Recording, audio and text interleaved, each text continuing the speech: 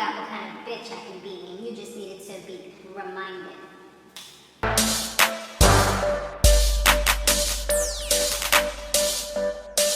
Hey, what's up? What's going on? Oh my gosh, you guys, the Haves and Have-Nots is back. I haven't reviewed the Haves and Have-Nots in like over a year because I was just like, you know what, I want to enjoy it myself. But you know, I was like, you know what, I'm coming back. We're going to do this, honey. We are coming back. New year, new me. Nah, I'm just playing y'all. But yeah, we're going to go ahead and do this. Guys, make sure you comment for your chance to be featured and get your comment featured on the next episode, okay? We on it. All right, so Veronica, she is scared out till she backside. She was freaking so nervous because Katherine, like we know, she killed Jennifer. We did not think this was going to happen. Like, that totally blew my mind. Like, it seems like Katherine has literally lost her mind. She doesn't care about anything anymore because of the whole, she got her son raped. Like, she don't give two craps about Veronica anymore or anything. That's her last child, and he was literally almost dead. And all of this, once she found out the chain of events, it's all boils back to Veronica, which is the crazy part, and that's supposed to be her quote-unquote friend. But when Veronica tried to get out of the house was locked. When she went back to try to use the phone was like shut down. My phone, y'all hear it. But yeah, her phone was like shut down. She didn't even have her phone in her pocketbook. So it was nothing she could do. And I'm thinking to myself, like, how the hell did Katherine do all of this? Was this premeditated? Like, did she know she was about to kill off this woman?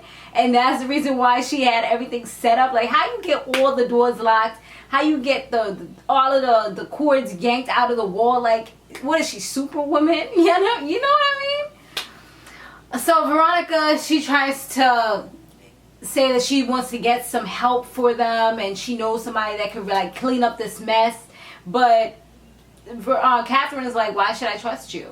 And she was like, what other choice do you have? And she's like, oh, there's another choice, boo. Like, pretty much saying, I can kill you off and just hide all of this. Like, she got the funds to do what she needs to do if need be at the end of the day. So she's like, I got options. Don't get it twisted. Like, you do not have my back up against the wall, boo. Veronica says that, so they did eventually have a conversation about Wyatt and everything, and that's kind of what it was boiling down to. Katherine, she kind of was like stalling a little bit. She was drinking tea. She was pretty much doing everything, like, just to kind of drag things out. But then she eventually asked her about why would she put this guy, this inmate. First she had her tell her more about this guy, this inmate, what his charges were, and then she asked, like, why would you put him in there? And she's like, well, I did it because he needed to be scared. He needed to be intimidated a little bit. And she was like, like, really? My son needed to be scared? Like, this man that raped somebody, you put him in a cell with my son? She's like, nah.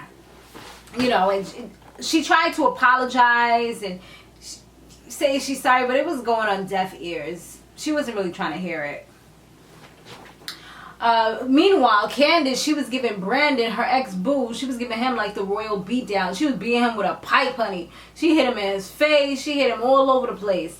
And eventually he actually did gain control of the pipe, and he was like holding her down. He didn't actually hit her or anything, but he had a business proposition for her. He said that he has like this big hit, and it's to hit a guy, and she would be perfect for that because she's good at what she does.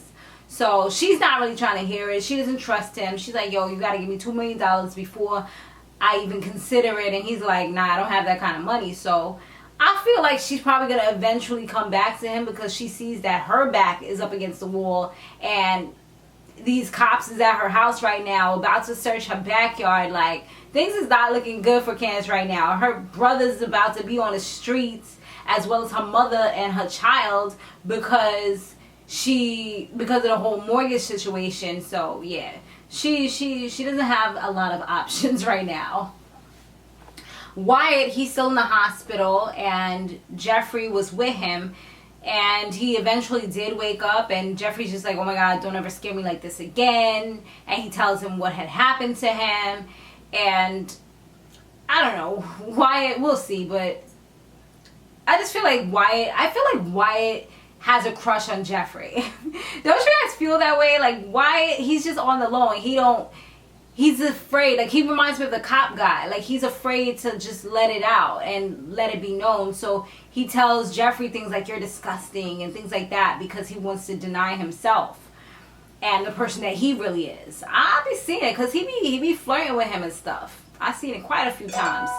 And I also feel like Jeffrey told the cop, I mean, I don't know if the cops going to really help him. I hope he does.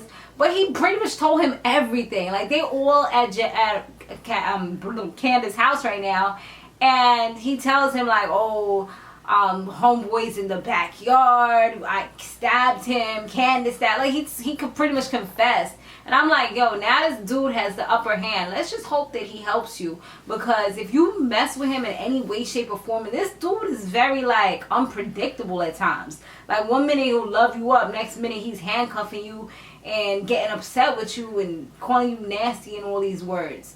So, I don't know. He's kind of like a loose cannon. You never really know what's going to happen with them. But yeah, he pretty much tells him everything, and I'm just hoping that he's actually going to help him to get out of this terrible situation before the other cops end up going in the back and digging up the body.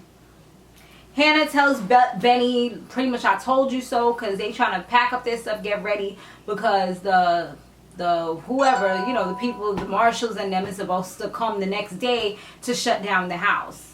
So she's just like, you know, you can't trust your sister, and I think he's starting to more so see a lot of the stuff that his mom has been talking about, and just kind of not believing in Candace anymore, because he really was down for her. He really believes her.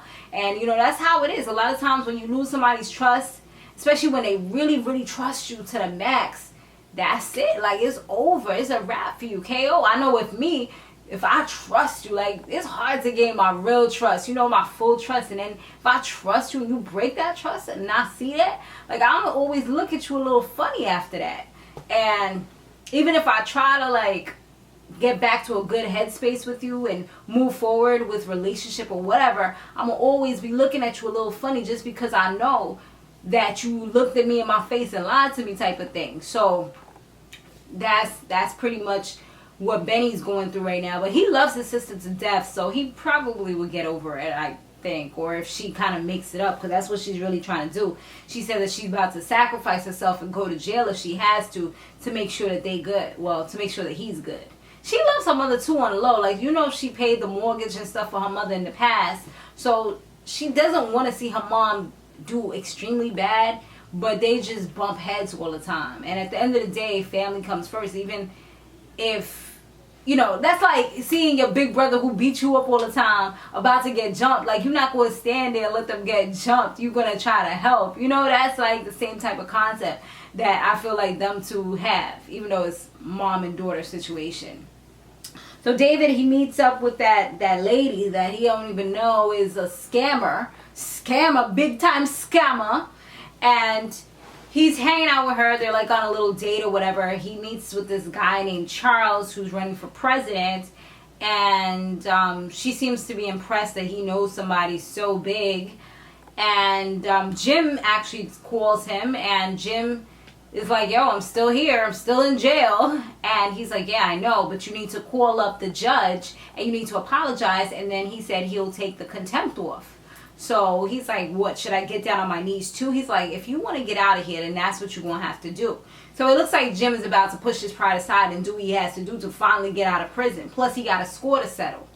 And he got a new ally, which is War, who's in jail, who's pissed off with Candace too. So Candace got a lot coming for her right now. Like, I don't know how she's going to survive. She got daggers coming from each and every direction. So we got to see what goes down with her, y'all. I don't know how she's going to pull herself out of this one. But she's pretty good at getting herself out of bind. So I'm looking forward to seeing how this all unfolds. Guys, definitely be sure to give me your predictions down below. I look forward to your comments, and we'll be here next week. All right, stay fabulous, live free, and soar limitless. I'll see you in the next one. Laters.